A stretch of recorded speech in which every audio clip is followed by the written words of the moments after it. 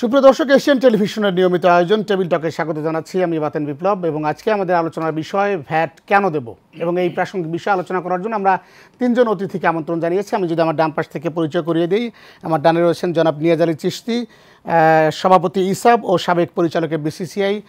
মাঝখানে রয়েছেন Arun Kumar Biswas, commissioner customs, জাতীয় রাজস্ব বোর্ড, এবং সবশেষে রয়েছেন মোহাম্মদ আরশেদ আলী, সাবেক president, VAT consultant association of Bangladesh. প্রিয় দর্শক, আশা করি শেষ পর্যন্ত আমাদের সাথেই থাকবেন। আমরা আলোচনার শুরুতেই মোহাম্মদ নিয়াজ আলী চিশতি, আপনার কাছে আমরা আসতে চাই। আপনি ইসাবের সভাপতি ছিলেন এবং বিসিসিআই সাথে যেহেতু আপনি জড়িত, ব্যবসায়ীদের জন্যই মূলত ভ্যাটের বিষয়টি সবথেকে বেশি আমরা দেখি যে উত্থান পতন বা যেটাই হোক, বাংলাদেশের আসলে যে বাজেট, মূল বাজেট, সেই বাজেটে সবথেকে বেশি ভূমিকা রাখার জায়গা, এবং আমরা যেটি নিয়ে আমরা দেখি বাজেটের আগে আগে সবথেকে বেশি আলোচনা হয়। তো এবারে যেহেতু একটি ইন্টারিম গভর্নমেন্ট এবং বাজেটও চলে এসছে, আমরা যদি বলি যে জুনে কিন্তু এটি সবথেকে বেশি আলোচিত হয়, সুতরাং আমাদের সময় বেশি নেই। ডিসেম্বর মাস চলছে, জানুয়ারি, ফেব্রুয়ারি, মার্চ, এপ্রিল, মে, জুন। তো এই অল্প সময়ের মধ্যে আসলে ভ্যাট দেওয়ার যে মানুষের প্রবণতা, সেটি কিভাবে বৃদ্ধি করা, বা আসলে আপনারা ভ্যাটের আওতা বাড়ানোর জন্য আসলে কি কি ধরনের কাজ হয়েছে বাংলাদেশে? ধন্যবাদ আপনাকে, যারা দেখছেন এবং আমার সাথে আলোচক বৃন্দ, আসসালামু আলাইকুম সবাইকে এবং শুভ সন্ধ্যা। আমাদের ভ্যাট 2024-2025 অর্থ বছরের, যেখানে আমাদের টোটাল বাজেট হলো গিয়া 7,97,000 কোটি টাকা, সেখানে ভ্যাটের টার্গেট ধরা হচ্ছে হলো গিয়া আপনার 1,38,000 কোটি টাকা। এবং মজা ঘটনা হলো গিয়া লাস্ট ইয়ারও কিন্তু আপনার টার্গেট ছিল 1,36,000 কোটি টাকা। এখান থেকে কিন্তু আপনার সর্বশেষ বাজেটে 1,24,400 কোটি টাকা কিন্তু মানে আহরণ করা হয়েছে। তো ভ্যাটটা অলমোস্ট কাছাকাছি বলা যায়। হ্যাঁ, ভ্যাটটা এটা ইম্পর্টেন্ট। 1991 সালে যখন ভ্যাট প্রবর্তন করা হয়, তৎকালীন সরকারের মাননীয় অর্থমন্ত্রী, আমি ওনার শ্রদ্ধা জানিয়ে বলছি এবং বিধি আত্মার মাগফিরাত কামনা করে বলছি, ওই সময় কিন্তু একটা আন্দোলনের জোয়ার ছিল, ভ্যাট মানি না, ভ্যাট চলবে না, ভ্যাট করা যাবে, ইমপ্লিমেন্ট করা যাবে না। কিন্তু সেখান থেকে যাত্রা শুরু। এখন একটা গভর্নমেন্টের প্রায় রেভিনিউ যা কালেক্ট হয়ে থাকে, সেটা কিন্তু প্রায় 18% কিন্তু কালেক্ট হয়ে থাকে ভ্যাটের মাধ্যমে, এবং যার ফলশ্রুতিতে রাষ্ট্রীয় উন্নয়ন, অর্থনৈতিক উন্নয়ন, অবকাঠামোগত সেবা, এইগুলো কিন্তু ভ্যাটের যে টাকাটা আমরা ব্যবসায়ীরা দিচ্ছি, সেখান থেকে কিন্তু আপনার হয়ে থাকে, সঞ্চালন জেনারেট হয়ে থাকে, রাইট। এখন যেটা বললেন যে ভ্যাট আরোহণে আমাদের যে সকল প্রবলেম রয়েছে, বেসিক্যালি আপনার ভ্যাটের যেই সিস্টেমটা, সেই সিস্টেমটা কিন্তু আমাদের স্পেশালি ছোটো মাঝারি যে সকল আপনার ব্যবসায়ী, তাদের বেলায় কিন্তু তাদের জন্য খুব কষ্টসাধ্য। কারণ হচ্ছিল কি, ভ্যাটের সাথে আপনার যে ভ্যাটটা আপনি পোর্টে দিয়ে আসবেন, সেটাকে কিন্তু আবার মাস শেষে বা আপনার ওই মাসের মাঝামাঝি একটা রিটার্ন সাবমিট করতে হয়। আপনি কত পার্সেন্ট দিয়েছেন, তার সাথে আপনার বিক্রি হয়েছে কত, সব ফলশ্রুতিতে যোগফল করে তারপরে আপনি যেটা দিয়েছেন ওখান থেকে আপনি আবার রিবেট পাবেন, ওইভাবে সাবমিট করতে হয়। এটা সাধারণত ছোটো মাঝারি যে ব্যবসায়ীগুলো, স্পেশালি আপনি যারা দোকানদার পর্যায়ে বা আপনি ছোট কারখানা জাতীয় যে সকল আপনি এন্টারপ্রেনার, তাদের জন্য এই সিস্টেমটা মেনটেন করা অনেক কষ্টসাধ্য। এবং আমরা জানি যে বাংলাদেশে একটা বড় হ্যাসেলের মধ্যে, বাংলাদেশে কিন্তু বেশিরভাগ ক্ষেত্রে কিন্তু কিউআর কোড বা কোনো প্রোডাক্টের গায়ে কিন্তু কোনো মূল্য আপনার লেখা থাকে না। সাধারণত আপনার দেখা গেছে যে আউটলেটগুলো রয়েছে, সেই আউটলেটে কিন্তু প্রত্যেকটা পণ্যের ফিক্সড একটা মূল্য নির্ধারণ করা আছে, স্মার্ট আউটলেট যদি বলি। এক্স্যাক্টলি। তো সেখানে আপনার যদি আপনার একটা ক্রেতা কোনো কোনো প্রোডাক্ট আপনার ক্রয় করে, তাহলে আপনি ক্যাশ কাউন্টারে গিয়ে ভ্যাট দিয়ে আপনার সে চলে আসতেছে। বড় বড় হোটেল, রেস্টুরেন্ট থেকে শুরু করে সেবাধর্মী যে সকল প্রতিষ্ঠান রয়েছে, সেখানেও কিন্তু একই অবস্থা বিদ্যমান।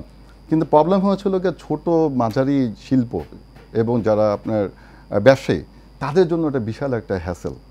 এবং এটার সুযোগ আমি মনে করি যে কিছু কিছু আপনার ভ্যাট কর্মকর্তা সেই সুযোগে কিন্তু আপনার ফয়দা নিচ্ছে, কারণ তারাও তাদের সেই জনবলও নাই টোটালটা কন্ট্রোল করার জন্য একেধারে। আর ছোটো মাঝারি ব্যবসায়ীরা তারা বুঝো না, তখন দেখা গেছে কি সে একটা আন্ডারস্ট্যান্ডিংয়ের মাধ্যমে ভ্যাট থেকে নিস্তার পাচ্ছে। এর ফলে হয় কি, যারা ভ্যাট দিচ্ছে তাদের প্রতি কিন্তু খরচটা বেশি চাপতেছে, কারণ চমৎকার একটা বিষয় উল্লেখ করেছেন, একেবারে দুঃসাহসিক এটি বলবো আমি, আন্ডারস্ট্যান্ডিংয়ের যে বিষয়টা আপনি বললেন। আমি যদি এয়ার এন্ডে এই ভ্যাটটা দেওয়ার ব্যবস্থা থাকতো, সেক্ষেত্রে কি আন্ডারস্ট্যান্ডিংটা করার সুযোগ কম থাকতো? না, যেহেতু একটা টার্গেট থাকে, মানে আপনি প্রত্যেকটা অফিসারের বা প্রত্যেকটা এরিয়াতে এরিয়া ভিত্তিক কিছু অফিস রয়েছে ভ্যাটের, অ্যান্ড ওই এরিয়াতে একটা টার্গেট থাকে যে এত টাকা কালেক্ট করতে হবে। তখন যারা আপনার আন্ডারস্ট্যান্ডিংয়ে যায় না বা যারা আপনার রেগুলার ভ্যাট দিচ্ছে, তখন তাদের উপর খরচটা পড়ে বেশি, তাদেরকে বিভিন্নভাবে আপনার চাপ দেওয়া হয় যেন অতিরিক্ত যেই আপনার আপনার রেভিনিউটা জেনারেট করা যায়। কিন্তু যদি আমরা সহজ করে দিতাম এবং ছোটো মাঝারি ব্যবসায়ীদেরকে আপনার এইটা পরিধির মধ্যে নিয়ে আসতে পারতাম, তাহলে কিন্তু সকলে ভ্যাট দিত এবং টার্গেটও কিন্তু অটোমেটিকলি ফিল আপ করতে পারতাম। তো আমার কথা হচ্ছিলো গিয়ে ভ্যাট আমরা দেবই, কারণ ভ্যাট না দিলে আপনার সরকারের যে উন্নয়নমূলক কাজগুলো, যে সেবাগুলো, সেগুলো থেকে তো আপনার দেশ বঞ্চিত হবে, জনগণ বঞ্চিত হবে। ভ্যাট আমরা অবশ্যই দেবো, কিন্তু সেই ভ্যাটটা যেন সহজীকরণ করা গেলে তাহলে সকলেই ভ্যাটের আওতায় চলে আসবে এবং তখন সকলে মানে উৎসাহিত হবে ভ্যাট প্রদান করতে। আপনি যেহেতু একটা সবচেয়ে বড় সংগঠন ব্যবসায়ীদের বিসিসিআই, আপনি যেটি বললেন যে আসলে এই যে ভ্যাটের হ্যাসেল, এই কারণেই কি সবাই ভ্যাটের আওতায় আসছে না, নাকি আমাদের জনবল কম বা আমাদের যে স্মার্ট সিস্টেম এখন করা হয়েছে, ভ্যাট না দিয়ে কিন্তু ব্যবসা করা খুবই টাফ। আমি যতটুকু আমরা পড়াশোনা করেছি সেখানে কিন্তু একজন ব্যবসা যদি আগাতে চায়, সে যদি উন্নতি করতে চায়, তাকে ভ্যাট দেওয়ার বাধ্যতামূলক আমরা দেখেছি যে স্মার্ট সিস্টেমে। তো সেই জায়গায় যারা ছোট বা ক্ষুদ্র বা মাঝারি উদ্যোক্তা রয়েছে তাদেরকে ভ্যাটের আওতায় আনার জন্য শুধু কি সহজীকরণই বড় কাজ হবে, নাকি অন্য কোনো ওয়ে আছে তাদেরকে নিয়ে আসা? বড় মাঝারি বলতে মাঝারি ছোট বলতে মাঝারি পর্যায়ে কিন্তু যারা আমদানিকারক স্পেশাল, তারা কিন্তু ভ্যাটের বাইরে নাই, 100% ভ্যাট দিতে তাদেরকে, বিকজ অফ আপনার তাদের এখন তো অনলাইন ভ্যাটের সিস্টেম রয়েছে। এই অনলাইনের মাধ্যমে আপনার তার যে বিল অফ এন্ট্রি, সেই বিল অফ এন্ট্রির মাধ্যমে দেখা যাচ্ছে যে এখানে ভ্যাটের পণ্য কোনটা, ভ্যাট বহির্ভূত মানে পণ্য কোনটা। আর ভ্যাট একটা পর্যায়ে হচ্ছিল কি আমরা বন্দরে খালাস পর্যায়ে ভ্যাটটা দিয়ে আসি, ওখান থেকে কিছু করার ম্যানিপুলেশন করার সুযোগ নেই। এর পরবর্তী যে সকল প্রোডাক্টের মধ্যে আপনার ভ্যাট আওতাভুক্ত, ওখানে আমরা ভ্যাট দিয়ে আসি। এর পরবর্তীতে আবার সেলসে আপনার বিক্রয়ের সময় কিন্তু ভ্যাট দিতে হয়। এখন যেহেতু আপনার একটা টোটালটা অনলাইন সিস্টেমে চলে এসছে, তো ভ্যাটটা যেহেতু যারা আপনার আমরা পোর্টে দিচ্ছি ভ্যাটটা, সেই বিল অফ এন্ট্রি এগেইনস্টে কিন্তু আবার মাস শেষে বা মাসের মাঝামাঝি কিন্তু আপনার প্রতি মাসে যে আমরা ভ্যাট রিটার্ন সাবমিট করি, ওখানে কিন্তু আপনি চলে আসে। কাজে আমদানিকৃত যে সকল আপনার ব্যবসায়ী রয়েছে, যারা আমদানির উপর নির্ভর করে বা আমদানি করে, তারা কিন্তু 100% ভ্যাট দিচ্ছে। প্রবলেম হচ্ছিল যারা রিটেইলার, তাদেরকে নিয়ে সমস্যা। তাদেরকে যেটা বললাম আর কি, সকল যেটা একটা ছোট বড় একটা আউটলেট আর একটা মুদি দোকান তো এক জিনিস না, কিন্তু একটা মুদি দোকানে কিন্তু টার্নওভার প্রায় 1 কোটি টাকার উপরে ইয়ারলি টার্নওভার হয়ে থাকে। হ্যাঁ, ধন্যবাদ আপনাকে। আমরা একটু জনাব অরুণ কুমার বিশ্বাস, আপনি কমিশনার কাস্টমস জাতীয় রাষ্ট্র বোর্ড, একেবারে মানে সঠিক জায়গায় আমরা প্রশ্নটা করতে চাই। বাংলাদেশে আসলে যে বিষয়টি এখন সব থেকে বেশি প্রবলেম মনে হয় সাধারণ মানুষের কাছে, যে ভ্যাট কয়টা স্তরে আসলে দিতে হয়, এই প্রশ্নটা আসলে উত্তর চাই আমরা যথাযথভাবে। যে একেবারে যদি আমি ভোক্তা থেকে উদ্যোক্তা উৎপাদন থেকে একদম কাস্টমারের হাতে যদি পৌঁছানোর ক্ষেত্রে কয়টা স্তর আসলে ভ্যাট দিতে হয়, এটি আমার প্রথম, এটি আগে আমরা জানতে চাই। ধন্যবাদ। যেমনটি শুনছিলাম আমরা, আমাদের সৃষ্টি ভাই বেশ কিছু বিষয়ের অবতারণা করেছেন। আমাদের ভ্যাট আদায় এবং করনেট, যেটা উনি বলেছেন কাউকে দিতে হচ্ছে, কাউকে কম দিতে হচ্ছে, বা কেউ দিতেই চাচ্ছেন না বা দিচ্ছেন না। তো এই বিষয়টা আমি একটু টাচ করে তারপরে আমি আপনার স্তর বিন্যাসে আসবো। সৃষ্টি ভাই যেটি বলেছেন, এটি আসলে এই সমস্যা বিদ্যমানতা একেবারে 1991 সাল থেকেই ছিল। অর্থাৎ একটা বিষয় এখানে আমি বুঝতে পারি যে বিজনেস পিপল এবং যারা ভ্যাট সংগ্রহ করেন, এনবিআরের যারা কর্মকর্তা কর্মচারী, এক ধরনের সমঝোতার অভাব রয়েছে। উনি বলেছেন আন্ডারস্ট্যান্ডিং, আমি বলছি উল্টো, সমঝোতার অভাব রয়েছে এই অর্থে যে আমরা একে অপরকে যেন প্রতিপক্ষ মনে করি। অর্থাৎ আমাদের যারা বিজনেস করছেন তারা ভ্যাট অফিসে যেতে যেমন খুব স্বস্তি বোধ করেন না, আবার একইভাবে এটা শোনা যায় বা এটা বলা হয়ে থাকে যে আমাদের ভ্যাট কর্মকর্তারা যখন বিজনেসম্যানরা তার দপ্তরে যান, তখন তাদের সাথে খুব একটা বন্ধুত্ব সুলভ বা সেই রকমভাবে তাদেরকে অ্যাকসেপ্ট করেন না। এর ফলে একটা দূরত্ব তৈরি হয় এবং একটা আমি যদি হ্যাসেল বলতে পারি, কোনো কোনো ক্ষেত্রে হয়রানির কথা উঠে আসে। এটা সর্বৈব মিথ্যা তা আমি বলছি না, তবে এখানে কিছু আন্ডারস্ট্যান্ডিংয়ের আসলেই প্রবলেম রয়েছে। যেমন আমি যদি আইভাস সিস্টেমের কথা বলি, ইন্টিগ্রেটেড ভ্যাট অ্যাডমিনিস্ট্রেশন সিস্টেম, এখন কিন্তু সেই 1991 সালের অবস্থা কিন্তু নেই। এখন সরকার যেদিকে হাঁটছে, অর্থাৎ ফুললি ডিজিটাইজড এবং যতটা সম্ভব আমাদের যে দুই গ্রুপ, বিজনেসম্যান এবং ভ্যাট কর্মকর্তা, এদের মধ্যে যত বেশি ইন্টারাকশন কমিয়ে আনা যায়, অর্থাৎ হিউম্যান ইন্টারাকশন কমলেই কিন্তু এই যে হয়রানির বিষয়টা বা একে অপরকে মানতে না পারার বিষয়টা কিন্তু এটা কিন্তু কমে আসবে, যেমন যেটা অনেকটা হয়েছে। আমরা এখন জানি যে সৃষ্টি ভাই রিটার্নের কথা বলছেন, এটা সঠিক যে আমাদের যারা ভিএটি নিবন্ধিত প্রতিষ্ঠান, তাদের প্রতি মাসে তাকে 15 তারিখের মধ্যে বা যদি ছুটি হয় তাহলে তার পরবর্তী দিনের মধ্যে তাকে রিটার্ন কিন্তু দাখিল করতে হয়। আগে যেটা হতো, অবশ্যই আপনাকে ফিজিক্যালি গিয়ে রিটার্ন এবং সাথে অন্যান্য কাগজপত্র জমা দিতে হতো। এখন কিন্তু সেটা লাগছে না, এখন এটা অনলাইন হয়েছে এবং আপনি চাইলে, আপনি আপনার পরিবার পরিজনকে নিয়ে বেড়াতে গিয়েছেন বা চিকিৎসার জন্য বিদেশে আছেন, আপনি কিন্তু সেখানে বসেও কিন্তু রিটার্ন দিতে পারছেন, আপনাকে কাউকে মিট করতে হচ্ছে না।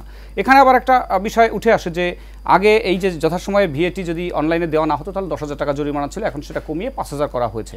এটা অনেক ক্ষুদ্র এবং মাঝারি প্রতিষ্ঠানের জন্য কঠিন। তারা হয়তো দেখা গেল যে বিভিন্ন কারণে বিদ্যুৎ নাই অথবা কাজগুলো ঠিকমতো গুছিয়ে উঠতে পারেননি, এই জন্য হয়তো 15 তারিখের মধ্যে রিটার্নটা দিয়ে উঠতে পারেন না, তখন কিন্তু তাকে একেবারে মানে ইনফেলিবলি তার 5,000 টাকা জরিমানা হয়ে যায়। এটা আমরা ফিল করি, ইটস পেইনফুল, কিন্তু এটা রাখার দরকার এই জন্যই, না হলে দেখবেন কেউ আর ওই অনলাইনে অফলাইনে দেওয়ার মুখোমুখি হবেন না। আমরা তখনই আইন মানি যখন আইনের ব্যত্যয় ঘটলে একটা পীড়ন কিংবা একটা শাস্তির একটা বিধান থাকে। সুতরাং এটা আমাদের কর্তৃপক্ষ এটা নির্ধারণ করেছে 5,000 টাকা করে কিন্তু দিতে হয় জরিমানা। আরেকটি বিষয় এখানে বলতে হয় যে এটা আমি খুব স্বীকার করি যে বাংলাদেশে যারা ভ্যাট দিচ্ছেন তাদেরকে আমি বলতে চাই তারা সুনাগরিক, মানে বিজনেসম্যান হিসেবে অত্যন্ত ভালো। অবশ্যই এই জন্য তারা কিন্তু দেশাত্মবোধ থেকে হোক দায়িত্ববোধ থেকে হোক তারা কিন্তু ভিএটি দিচ্ছেন। প্রবলেমটা হচ্ছে ইনফর্মাল ইকোনমি, যেটা একটু আগে আপনিও বলছিলেন আপনার উপস্থাপনায়, যে একটা বড় অংশ রয়েছে যারা কিন্তু নেটের বাইরে, এই জন্য যে তারা ইনফর্মাল ইকোনমি বলতে বোঝাচ্ছি মুদির দোকান। আপনি তাকে কিভাবে ট্যাপ করবেন?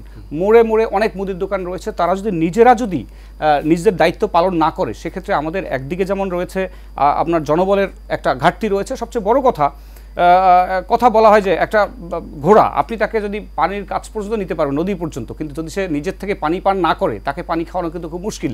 সেই সমস্যাটা আমাদের কর সংস্কৃতিতে বিদ্যমান। অর্থাৎ আমাদের করনেট অবশ্যই সম্প্রসারণ করা উচিত, না হলে যিনি দিচ্ছেন শুধু তিনিই দিবেন, তার উপরেই চাপ আসবে। এটা তো আপনি জানেন প্রতি বছর আমাদের দেশের রেওয়াজই আছে যে একটা নির্দিষ্ট পরিমাণ পার্সেন্টেজ বাড়িয়ে দেওয়া হয় ভ্যাট, এবং এর মানে এই না যে প্রতি বছর কিন্তু একটা প্রতিষ্ঠানের ভ্যাটের পরিমাণ বাড়তে নাও পারে। হয়তো দেখা গেল কোনো কারণে তার ব্যবসার একটু বিস্তৃতি কমে এসছে বা উনি ভালো ইম্পোর্ট করছেন না, ব্যবসা ভালো যাচ্ছে না, তখনও কিন্তু আমাদের লোকজন অনেক সময় বলে যে ঠিক আছে 20% বাড়িয়ে দেওয়া হয়েছে, আপনাকে এটা বাড়াতেই হবে। এটা আমি মনে করি অন্যায্য একটা আবদার। এটা কেন হয়? কারণ রাষ্ট্রীয়ভাবে একটা টার্গেট, যেটি আমাদের ভাই বলছিলেন, টার্গেট চাপিয়ে দেওয়া হয়েছে এবং অ্যাট এনি কস্ট আমাদের সেটা টাচ করতেই হয়। তখন আমি যেটা মনে করি অ্যাজ এনবিআর একজন পার্টনার হিসেবে, এনবিআর একজন সদস্য হিসেবে আমি এটা বলতে চাই যে আমাদের অবশ্যই করনেট বাড়াতে হবে এবং অধিক সংখ্যক লোককে বোঝাতে হবে যে এটা আপনার নাগরিক দায়িত্ব, এটা আপনাকে পালন করতেই হবে। না হলে বিভিন্ন ধরনের নীতিনৈতিকতার যেমন হ্যাসেল হবে, সবচেয়ে বড় কথা আপনি নিজের কাছেও কিন্তু পরিষ্কার থাকবেন, আপনি একটা ভয়ে থাকবেন। আমি এই রিলেটেড একটা প্রশ্ন করবো, তবে ওইটার উত্তর শোনার পর। আপনাকে বলছিলাম যে কয় স্তর আসলে ভ্যাট দিতে হয়, এটি সেটা প্রথম কথাই হলো যে আপনি যখন ইম্পোর্ট করবেন অবশ্যই আপনাকে সেখানে কাস্টমস ডিউটি, তারপরে আপনার রেগুলেটরি ডিউটি বা কোনো ক্ষেত্রে সাপ্লিমেন্টারি ডিউটি এগুলো দিতে হয়। যখন আপনি যে কোনো কাঁচামাল কিংবা ফিনিশ প্রোডাক্টস বা সেমি ফিনিশ প্রোডাক্টস যখন আপনি আনবেন উইথ আমাদের যে ভিএটি আইনে যে আপনার ফার্স্ট টেবিল রয়েছে সেগুলোর ক্ষেত্রে ভিএটি দিতে হয় না, সেগুলো অব্যাহতিপ্রাপ্ত। কিন্তু নর্মালি আপনি যে কোনো পণ্য যখন আমদানি করেন, আমদানি পর্যায়ে আপনাকে ভিএটি কিন্তু পরিশোধ করতে হয়। সেখানে একটি শব্দ আছে এটি, অ্যাডভান্স ট্যাক্স। এটা নিয়ে যারা বিজনেস করছেন তাদের মধ্যে এক ধরনের অস্বস্তি বিরাজমান, সেটা আমি নিজেও ফিল করি। যে তাদের বক্তব্য হলো যে যদি আমি এই টাকাটা যদি আপনি পরে আমাকে রিফান্ডই দেন, যদি আমার এটা দেও না হয়, তাহলে কেন এটি নিচ্ছেন? তো এটির এই প্রসঙ্গে গিয়ে বলতে হয় যে আমাদের মধ্যে এক ধরনের ফিলিংস আছে যে যখন তাকে পেয়েছি, ইম্পোর্ট যখন করছেন বাগে পেয়েছি, তার থেকে এই টাকাটা নিয়ে নেই, পরে যদি ওনার ভ্যাটের যদি দরকার হয় তাহলে এখান থেকে কাটা যাবে, আর যদি ওনাকে ফেরত দিতে হয় তাহলে ফেরত দেওয়া হবে। তো আমার ধারণা একটু পরে চিস্তি ভাই বলবে যে এই ফেরত পাওয়াটা যে কত কঠিন। হ্যাঁ, এটা আমিও স্বীকার করি যে সরকারের পকেটে টাকা ঢুকলে সেটা ফেরত দেওয়ার সময় কিন্তু আমাদের অত্যন্ত কেয়ারফুল হতে হয়। কারণ একবার যদি টাকাটা আপনার ভ্রান্তিজনিত কারণে চলে যায় তাহলে কিন্তু আপনার চাকরিও কিন্তু বিপদে পড়বে, যে আপনি কেন সরকারের টাকা তাকে দিয়ে দিলেন, তার সঙ্গে আপনার কিসের সখ্য। তো সেই জন্য বললাম যে এটি থাকাটার যৌক্তিকতা আছে। তবে সেক্ষেত্রে যারা এনবিআর এর ব্যক্তি, মানে যারা ভিএটির সাথে সম্পৃক্ত, তাদের অবশ্যই এতটুকু আন্তরিক এবং মানবিক হতে হবে যে ওনার অব্যবহৃত এটি বা অ্যাডভান্স ট্যাক্স, সেটার জন্য আমরা তাকে সঠিকভাবে রিবেট হিসেবে ফেরত দিতে পারি। আপনি দ্বিতীয় পর্যায়ের কথা বলেছেন, তারপরে যখন উৎপাদন পর্যায়ে আপনার ভিএটি রয়েছে, এবং সবচেয়ে পরে যেটা আসে আমাদের যে রিটেইলার পর্যায়ে দুইটা, একটা হলো হোলসেলার এবং আলটিমেটলি আসে হলো যখন ভোক্তা পর্যায়ে আপনি আমি যখন ক্রয় করি, এই চারটি পর্যায়ে কিন্তু ভ্যাটের স্তর বিদ্যমান, এবং প্রত্যেক ক্ষেত্রেই কিন্তু ওই যে ক্যাসকেডিং ইফেক্ট বলবেন ভ্যাট অন ভ্যাট, সেটার কিন্তু কোনো সুযোগ নেই, কারণ প্রতি পর্যায়েই কিন্তু আপনি রিবেট নেওয়ার সিস্টেম আছে। তবে সেক্ষেত্রে অবশ্যই আপনাকে ভ্যাট নিবন্ধিত হতে হবে এবং ভ্যাটের আইন কানুন মেনে কাগজপত্র কিন্তু পালন করতে হবে। তাহলে যে প্রশ্নটা বাকি ছিল এটা আপনার কাছে আরেকবার করতে চাই যে বাংলাদেশ যখন দ্বিতীয়বার, আমরা জুলাই বিপ্লবের কথা যদি বলি, এরপর যখন আরেকটা বিজয়ের দেখা পেয়েছে, সেটি সাধারণ মানুষের প্রত্যাশার জায়গা কিন্তু অনেক গুণ বেড়ে গিয়েছে, এবং সেক্ষেত্রে যে সাধারণ মানুষ মুদি ব্যবসা, আমি যে মুদি ব্যবসা করছে সেও একজন বাংলাদেশের নাগরিক, যে বড় শিল্পপতি সেও নাগরিক। এখন আমি যখন অধিকারের কথা বলছি বাংলাদেশের নাগরিক হয়ে, তখন আমি যদি ভ্যাটের আওতায় নিজেকে না নিয়ে যাই তাহলে আমি কিভাবে আমার অধিকারের কথাটা বলছি? এই বিষয়টি আসলে বাংলাদেশের, আমি যদি আপনাদের জনবলের সংকট বলেছেন, জনাব নিয়াজুদ্দিন বলেছেন যে জনবলের একটা সংকট রয়েছে, কিন্তু যে দেশে আসলে আমরা দেখেছি যে জনসংখ্যা সুমারি, তখন কিন্তু প্রত্যেকটা ঘরে ঘরে গিয়ে আমরা কিন্তু ডাটা কালেক্ট করছি, কিন্তু ভ্যাটের ক্ষেত্রে এত গুরুত্বপূর্ণ জায়গায় কেন আমরা প্রত্যেকটা মুদি দোকানকে আওতায় নিয়ে আসতে পারছি না? আমাদের সংকটটা কোথায়? শুরুতে আমি বলছি যে আমি আপনাকে বলেও ছিলাম যে এই ক্ষেত্রে ধরেন লাখ লাখ দোকান কিন্তু রয়েছে, এবং এটা বাস্তবে রীতিমতো অসম্ভব যে আমাদের যে জনবল রয়েছে সেই জনবল দিয়ে প্রতি দোকানে যাওয়াটা আসলে কিন্তু সব ক্ষেত্রে হয়ে ওঠে না। তবে আমি অবশ্যই নিজের দায়িত্ব পালন করতে বদ্ধপরিকর। আমি বলবো যত কষ্টই হোক এটা আমাদের দায়িত্ব তাদের দৌড়ে দৌড়ে যাওয়া এবং তাদেরকে বোঝানো যে এটা আপনার নাগরিক দায়িত্ব, আপনাকে এই ভিএটি প্রদান করতে হবে। আরেকটি মজার ব্যাপার, অনেক সময় দেখা যায় আমাদের বিজনেস পিপল যারা রয়েছেন তারা হঠাৎ করে একটু মনক্ষুণ্ণ হন, অভিমান করেন যে ভ্যাটের হার কেন বাড়ানো হলো বা ভ্যাট কেন বাড়ানো হচ্ছে। এখানে একটা বিষয় কিন্তু ক্লিয়ার হওয়া উচিত। আমি আমার দর্শকদের জন্য বলছি যে ভিএটি কে দিচ্ছে? ভিএটি হলো ভোক্তা কর, এটি কিন্তু ইনকাম ট্যাক্স নয়। এটার কর হার, কর পতন কিন্তু তার উপরে আমাদের ভিএটিটা যিনি কিনছেন, আপনি আমি বা উনি যখন ভোক্তা উনি তখন দিচ্ছেন। অর্থাৎ এখানে business people they are working as a collecting agent. এক্ষেত্রে কিন্তু ওনাদের খুব একটা মনোকষ্টে থাকা উচিত না যে ভিএটি কেন বাড়ানো হচ্ছে। তবে এখানে কেন তাদের মনোকষ্ট সেটা আমি খুব ভালো মতো জানি, এ ব্যাপারে আমার নিজস্ব অ্যানালাইসিস আছে। সেটা হলো এরকম যে তখন ওনাদের মুনাফায় এক ধরনের ঘাটতি, এক ধরনের টানাপোড়েন তৈরি হয়। কারণ আপনি যদি আপনার পণ্যের দাম বাড়িয়ে দেন সেক্ষেত্রে ওই যখন ভ্যাটের পরিমাণ বাড়াবেন পণ্যের দামও কিন্তু বেড়ে যাবে, তখন কিন্তু অনেক ভোক্তাই ওই দিকে যাবেন না। যেমন ধরেন যেই পণ্যের একটু রেট অফ ভিএটি বেশি, আমি পার্সোনালি সেসব জিনিস কেনা থেকে বিরত থাকি। আবার যে দোকানে দেখবেন 15% লেখা আছে, 15% না হলে আপনি খেতে পারবেন না, আলাদা করে 15%, সার্ভিস চার্জ 8%, আমি কিন্তু সেসব দোকানে যাই না। অনেক সময় আছে রাস্তায় দাঁড়াই আমি কিন্তু এক কাপ চা খেয়ে নিচ্ছি। ওই চাটা যখন আপনি একটা ভালো একটা রেস্টুরেন্টে যাবেন ওটার উপরে কিন্তু আপনার নির্ধারিত 7% বা কোনো ক্ষেত্রে 5% কিন্তু যোগ হচ্ছে। অর্থাৎ ভ্যাটের পরিমাণ বাড়ালে অনেক সময় আছে ভোগের পরিমাণ কমে যায়, তখন আমাদের বিজনেস পিপলরা কিছুটা চাপে পড়েন। তবে ধন্যবাদ, হ্যাঁ, উনি কিন্তু ভ্যাট দিচ্ছেন না, ভ্যাট দিচ্ছি আপনি আমি, আমরা যারা এন্ড ইউজার তারা। সবথেকে বড় বিষয় যেটা একটু দাদার কথা প্রসঙ্গে শিওর, যেটা বললেন যে আপনি ভ্যাট দিচ্ছে ভোক্তা, আমি অ্যাডমিট করি আপনার কথা, কিন্তু দেখুন যে আমরা যারা আমদানি করি তাদের কি হয়, তাদের আপনি এটি যা দিয়ে আসতেছেন এটার উপরে আপনি অ্যাসেসমেন্ট ভ্যালু আপনি প্রথমে সিলেক্ট করা হয়, এত অ্যাসেসমেন্ট ভ্যালু, এর উপরে আপনার 15 থেকে 21% আপনি ইন অ্যাডিশন যোগ করে তারপর আপনি ভ্যাটটা কালেক্ট করে নিচ্ছেন। এখন আমার 15 to 21% যে আপনি অ্যাডিশন করতেছেন এটা সবসময় হয় না, আমার ভ্যাট রয়েছে, রাইট, এক্স্যাক্টলি। তো আমি কি 15 থেকে 20% লাভ করছি কিনা? এখন আপনার ব্যবসায়ীরা কি সবসময় লাভ করে? লসও তো করে, কিন্তু আমি লাভ করি বা লস করি আপনাকে কিন্তু সেটা দিতেই হচ্ছে। দ্যাট মিন্স টাকাটা ওইটা সাধারণ মানুষের পক্ষে থেকে আমি বলতে চাই যে মুনাফা একটু প্রভাব পড়লে জনগণের খুব একটা যায় আসে না, কিন্তু দিতেই হচ্ছে আর কি। হ্যাঁ, দিতেই হচ্ছে, আপনি লাভ করেন অথবা লস করেন, আপনি হয়তো আগের যে চালানো সেটা লাভ প্রফিট করেছেন, কিন্তু দেখা গেল আপনি এই চালানো লস হচ্ছে, কিন্তু আনফরচুনেটলি যে আইনটা রয়েছে এই আইনটাতে কিন্তু আপনি গতটাতে যেমন যে দিয়েছেন এটার মধ্যে আপনি লস করলে আপনাকে দিতে হবে। না না না, এখানে একটা জিনিস এখন যে লাভ পাওয়ার কোনো সুযোগ নেই। হ্যাঁ, যে আইনটা চলমান সেখানে বলা হয়েছে আপনি যেই দামে, অর্থাৎ বাজার মূল্য, আগে যেটা ছিল একটা ভ্যালু অ্যাপ্রুভ করে নিতে হতো, আপনি তার চেয়ে কম বেশি করতে খুব একটা পারতেন না, কিন্তু এখন বলা হয়েছে বাজার মূল্য। আপনার যদি কোনো কারণে প্রাইস ফল করে তাহলে আপনি যেই দামে ওই পণ্যটি হস্তান্তর করেছেন ওই দামের উপরে ভিএটি দিতে হবে। একটা সুযোগ রয়েছে। আমি জনাব আরশাদ আলী আপনার কাছে একবারে স্পেসিফিক, এটা আপনি খুব ভালো উত্তর দিতে পারবেন।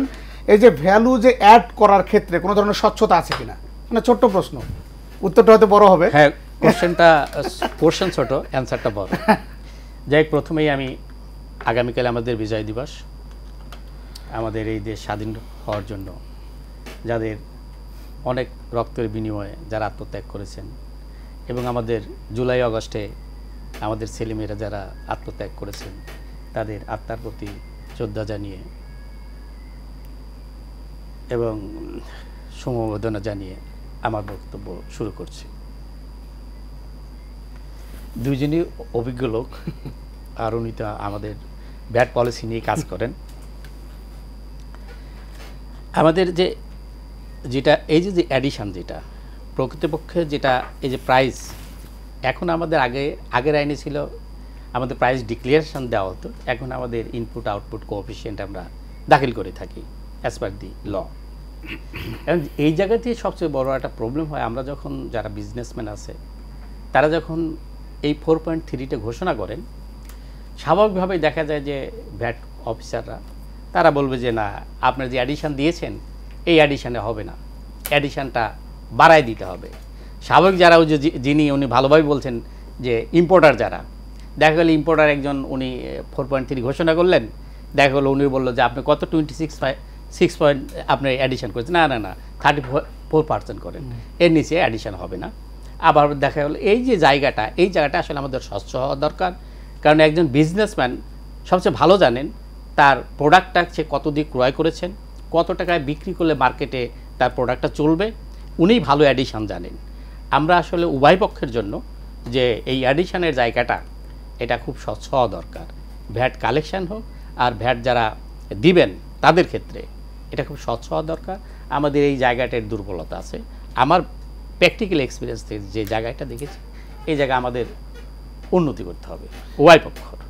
সাধারণ মানুষের মধ্যে কিন্তু একটা অনেক মানে এই বিষয়টা নিয়ে আসলে ভ্যাট কিভাবে অ্যাড হয়, আসলে এটা নিয়ে কিন্তু নানা ধরনের, যখন কোনো প্রোডাক্টের উপর ডিসকাউন্ট দেওয়া হয় এবং তাদের মনে করা হয় যে আগের প্রোডাক্টের থেকে দাম বাড়িয়ে ডিসকাউন্ট দেওয়া হয়েছে, এরকম কিন্তু অনেক বিষয় কিন্তু বাজারে চাউর রয়েছে। তো সেই জায়গাটা আসলে মিট আপ না করতে পারলে কি আপনার কি মনে হয় যে খুব সুবিধা করা যাবে?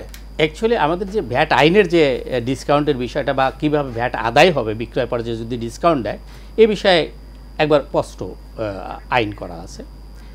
যিনি ডিসকাউন্ট দিবেন, হয়তো বা একজন প্রাইস ডিক্লারেশন দিয়েছেন অসুবিধা নেই, তার প্রোডাক্টের গায়েও আছে লেখা আছে প্রাইস, সে যখন বিক্রি করবে সে যদি ডিসকাউন্ট দিয়ে থাকে তাহলে কি হবে, সে ভ্যাট দিবে, ডিসকাউন্ট দেওয়ার পরে যে ভ্যালু আছে তার উপরে সে ভ্যাট দিবে, নটে ডিসকাউন্ট দেওয়ার আগে যে ভ্যালুটা তার উপরে না। যার জন্য এই জিনিসটি কিন্তু ব্যবসায়িকদের হাতে কিন্তু মোটামুটি ক্ষমতাটা দিয়ে দিছে, আপনি যে ডিসকাউন্ট দেওয়ার পরে যে প্রাইসটা আছে তার উপর আপনি ভ্যাট আদায় করেন। আমরা দেশের বাইরে যখন যাই, আমরা বিশেষ করে ফার্স্ট ওয়ার্ল্ডগুলোতে যখন দেখি যে সাধারণ মানুষের এই ধরনের কোনো কোশ্চেন আর কিন্তু তাদের মধ্যে নেই যে আসলে আমরা এই ভ্যাটটা দেওয়ার ক্ষেত্রে তাদের কিন্তু বিন্দুমাত্র কোনো ধরনের একটা সংকোচ বা সন্দেহ কিছু নেই। আমাদের দেশেই এটা কেন, এটা দূর করা কিভাবে যায় সে বিষয়ে আমরা তাহলে আমি এখানে একটু যোগ করি। আমি খুব ভালো কোশ্চেন করেছেন। আমাদের কিন্তু চলছে ভ্যাট সপ্তাহ 10 থেকে 15 তারিখ কিন্তু ভ্যাট সপ্তাহ। ভ্যাট সপ্তাহটা কি? অর্থাৎ মানুষের মধ্যে ভ্যাট আইন, ভ্যাট দেওয়া, ভ্যাটের নিয়মকরণ এই বিষয়ে অবহিত করা, অ্যাওয়ারনেস গ্রো করা। দেশ আমাদের, দেশ গঠনের দায়িত্ব আমাদের, এবং এর জন্য যে টাকা পয়সা দেওয়া সেটাও কিন্তু আমাদেরই দিতে হয়। যার জন্য আমার কাছে যেটা মনে হয়েছে, আমাদের ভ্যাট সম্বন্ধে অ্যাওয়ারনেসটা কম, সচেতনতা কম, আমাদের এটাকে বৃদ্ধি করতে হবে। আমি দেখেছি এই বছর এনবিআর ও ধন্যবাদ দিতেই হয়, বিভিন্ন কমিশনারেটে এই যে সেবা সপ্তাহ একটা সেবা দিয়েছেন ফ্রি, 24টা সেবা দিয়েছেন। একই সাথে আমি বলবো এবার এফবিসিসিআইও বাংলাদেশ ভ্যাট প্রফেশনাল ফোরামের সাথে এবং বাংলাদেশ যারা দোকান মালিক সমিতি তারাও কিন্তু এই ভ্যাট সপ্তাহ পালন করেছেন, যে বিজনেসম্যানদের মানুষের মধ্যে যাতে এটা অ্যাওয়ারনেস তৈরি করা যায়। যেহেতু ভ্যাট আইন আছে কিভাবে দিতে হবে, আমরা যদি অ্যাওয়ার করতে পারি তাহলে যিনি বিজনেসম্যান আছে তিনি যদি জানেন যে আমার এই প্রোডাক্টের উপর ভ্যাট আদায় করতে হবে, আসলে বিজনেসম্যানদের দায়িত্বটা কি মেইন, কিন্তু উনি যেটা বলেছেন ভ্যাট কিন্তু কোনো বিজনেসম্যান দেয় না, দেয় কারা, ভোক্তা দেয়। তাহলে এই যে কালেকশনের দায়িত্ব কার উপর দিয়েছে, বিজনেসম্যানদের উপরে। তাহলে যে বিজনেসম্যান যদি ওই ভ্যাট যারা ভোক্তা তাদের কাছে যদি কালেকশন করতে পারে, তাদেরকে এই যে ভ্যাট দিতে হবে এইটি বোঝায়, তাহলে কিন্তু আমাদের এই যে বিদেশিদের মতো আমরা কিন্তু একসময় ভ্যাট দেব। আপনি তো একজন ভ্যাট এক্সপার্ট, আপনার এক্সপার্টিজে এখন আসলে এই বাংলাদেশে যখন ইন্টারিম গভর্নমেন্ট কাজ করছে বড় সংস্কার, গতকাল কিন্তু সৈয়দ রেজওয়ান হাসান উনি বলেছেন যে আসলে এতদিন 53 বছরে পলিটিক্যাল পার্টিগুলো কি করেছে, কি সংস্কার করেছে, তাহলে 53 বছরে যেহেতু তারা পারেনি, তারা আর কিছুদিন সময় আমাদের দিক না কেন। তো এই সময়ের মধ্যে আসলে আপনাদের এক্সপার্টিজ কি কাজে লাগাতে পারে তারা? যেটা হলো এনবিআর অলরেডি কিন্তু হাতে কার্যক্রম নিয়েছে যে আমাদের ভ্যাট সিস্টেম যাতে ম্যানুয়াল থেকে অনলাইনে ডিজিটালাইজ করা যায়, সেই পদক্ষেপ হিসাবে আমাদের সিস্টেমটা কিন্তু অলরেডি আগে আমরা কি করতাম, ম্যানুয়ালি টাকা জমা দিতাম এই যে ভ্যাটের টাকাটা, এখন কিন্তু চালানে আমাদের টাকা জমা দেওয়া হয়। এই যে একটা সিস্টেম গ্রো করছে অলরেডি আমাদের। হ্যাঁ, এইখানে যে আমাদের যে ডিজিটাল সিস্টেম এটাও কিন্তু শুরু করেছে অলরেডি। আমরা আশা করি যে এনবিআর অতি শীঘ্রই হয়তো এটা আমাদের মাঝে এটা দিতে পারবে। আমরা যদি এই সিস্টেমটা আমরা যদি ডিজিটালাইজ করতে পারি তাহলে ভ্যাট কালেকশানটা সহজ হবে। ভ্যাট যেটা আমরা ফাঁকির কথা বলে থাকি আমি মনে করি সেটাও দূর হবে। আরেকটা আমাদের কিন্তু আছে যে ধরেন ক্ষুদ্র ব্যবসায়ী যে সমস্ত দোকান আছে, বড় বড় শোরুম আছে, সেই সব জায়গা দিয়ে আমাদের ইএফডি মেশিনের ব্যবস্থা আছে, কিন্তু সরকার কিন্তু ওইভাবে সারা বাংলাদেশে এই ইএফডি মেশিন দিতে পারে নাই। আমার মনে হয় এইটা যদি সারা বাংলাদেশে দিতে পারতো তাহলে ভ্যাট কালেকশনটা এটা কিন্তু আরও বৃদ্ধি পেত। এইটা আমাদের এই ব্যবস্থাটা আমাদের অবশ্যই ডিজিটালাইজড করতে হবে। এই সরবরাহ তো আপনাদের থেকে করা হয়, এনবিআর থেকে করা হয়। এখানে আমার একটা বক্তব্য রয়েছে, আপনি ঠিকই বলেছেন যে আসলে অনেক সময় হয় কি, এখন তো আমরা অনেকটা এগিয়ে এসেছি, এখন আর আপনার সেই তালিকা খাতা লাল শালুতে মোড়ানো সেই দিন কিন্তু এখন নাই, বা হার খাতা এখন। হ্যাঁ, আমরা এখন ধরেন চ্যাট জিপিটিতে কাজ করছি, আর্টিফিশিয়াল ইন্টেলিজেন্স নিয়ে কাজ করছি, এবং সঠিক আমাদের এনবিআর কিন্তু এ ব্যাপারে সদা জাগ্রত, এবং তারা কিন্তু এই জিনিসটাকেই চালু করতে চান যাতে আমাদের কাজ একদিকে যেমন ইজ অফ ডুইং বিজনেস এটা যেমন তৈরি হয়, সেই সঙ্গে যেন আমাদের যে দুই পক্ষের মধ্যে যে একটা আস্থার ঘাটতি এটার যেন তৈরি হওয়ার কোনো সুযোগই না হয়। যেমন এখন কিন্তু চালান অটোমেটেড চালানের মাধ্যমে টাকা জমা হচ্ছে। আগে একটা কথা হতো যে এই যে আমরা যে ব্যাংকের চালান নিচ্ছি এটা সঠিক কিনা, এইটা কি আদৌ এটা কি টাকাটা ব্যাংকে জমা হয়েছে কিনা, অনেক ধরনের কোশ্চেন উঠতো, আমরা মাঝে মাঝে ফেক চালান পেতাম। এখনো ইএমটি মেশিনের টাকাটা আপনারা পান কিনা এই প্রশ্ন সাধারণ মানুষের মধ্যে হ্যাঁ আছে, এখন সাধারণ মানুষ অনেক কোশ্চেন করে, কিন্তু বিষয়টা সেটা না। বিষয়টা হলো এই, যেটা আমাদের এনবিআর মাঝখানে একটা সিদ্ধান্ত নিয়েছিল যে সমস্ত প্রায় লাখ লাখ দোকান মালিককে এই ফিসক্যাল ডিভাইস এটা দেওয়া হবে, কিন্তু এটা আসলে বাস্তবে এটা সম্ভব হয়নি। তো আমি যেটা মনে করি, একজন সচেতন নাগরিক হিসেবে মনে করি যে এই দায়িত্বটা, এই মেশিন কেনা এর দায়িত্বটা কিন্তু বিজনেস কমিউনিটিও নিতে পারে। তবে এখানে একটা প্রশ্ন আছে, আমি তাদের প্রতি সমবেথী হয়ে বলি, অনেক দোকান আছে যারা ছোট দোকান, তাদের পক্ষে 10-20 হাজার টাকা দিয়ে একটা মেশিন কেনা এটা বিলাসিতার মতো। তো তাদেরকে যদি আমরা সেন্সিটাইজ করতে চাই, আনতে চাই আমাদের নেটের মধ্যে, সেক্ষেত্রে এনবিআর আরও একটু অগ্রবর্তী ভাবনার মধ্যে যাবে। এই মেশিন দেওয়া বা যেটাই হোক, উদ্দেশ্য যদি মহৎ হয় তাহলে কিন্তু রেভিনিউ আদায় করা সম্ভব। কারণ আমার মনে আছে, আমি তখন ডেপুটি কমিশনার, হঠাৎ করে ECR machine, electronic cash register machine initiate করা হলো, এবং সব জায়গায় সাজ রব যে এখন আর কোনো রেভিনিউ ফাঁকি হবে না। কিন্তু একটা জিনিস আমার তখনই মনে হয়েছে, যিনি মেশিনটি ব্যবহার করবেন, একজন বিজনেসম্যান, উনি যদি নিজে তার প্রত্যেকটা সেল সেটা যদি এন্ট্রি না দেন তাহলে কি করে রেভিনিউ আসবে? অর্থাৎ ম্যান বিহাইন্ড দ্য মেশিন, আমি অলওয়েজ বলি, ম্যান বিহাইন্ড দ্য মেশিন যতক্ষণ না পর্যন্ত রেসপন্সিবল হবে এবং অনেস্টলি ওই মেশিনটি ব্যবহার করবে, ততক্ষণ পর্যন্ত কিন্তু আপনার ওই ইসের দৈত্য এসে, আমি আমার একটা অভিজ্ঞতা যোগ করি আপনার প্রশ্নের সাথে, কিন্তু এটা রেভিনিউ আদায় করবে না। অনেক ব্যবসায়ীকে দেখেছি যারা বিজনেস আইডেন্টিফিকেশন নম্বর নীলক্ষেত থেকে জাল করে বানিয়ে এনে একটা প্রতারণার ছক আঁকছে, এটা কি সম্ভব কিনা? সম্ভব, মানে ভুয়া বিয়ে। আমি আপনাকে বলি, শুনেন, আমি বলি, আমাদের হাতের 5টা আঙুল যেমন সমান নয়, with due respect to the business people, সমস্ত বিজনেসম্যানও কিন্তু আবার অতটা, আমি বলবো না অসৎ, কিন্তু অতটা আসলে দায়িত্ব পালন করতে আগ্রহী না সবাই, তাদের সংখ্যা কম, কিন্তু এটা খুবই সম্ভব। কারণ আমার স্পষ্ট মনে আছে যে এই যে অনেকেই আছেন যে টাকা আমাদের থেকে হয়তো নিচ্ছেন, কিন্তু চালান মূল্যে পরে হয়তো সেটা জমা দিচ্ছেন না, এরকম কেসও কিন্তু আমরা অনেক সময় পাই। যে আমরা যখন দেখলাম যে তার যখন সিপিইউ তুলে নিয়ে আসলাম, এটা আগে করা হতো নিবারক কার্যক্রম, তখন দেখতাম আমরা কম্পিউটারের যে পরিমাণ ভিএটি উনি কেটেছেন বলে লিখেছেন সেটা কিন্তু উনি রিটার্নে উল্লেখ করেননি। আবার অনেক সময় আছে দেখা যায় যে উনি আসলে দেখে যে যেহেতু ভ্যাটের কথা বললে পরে কাস্টমার কম পায়, উনি এটা বেমালুম ভুলে যান। তবে এখানে একটা জিনিস মনে রাখতে হবে, আপনি আমি যারা এন্ড ইউজার, আমাদেরও কিন্তু দায়িত্ব রয়েছে, শুধু বিজনেসম্যানের উপরে দায়িত্ব ঢেলে দিলে হবে না।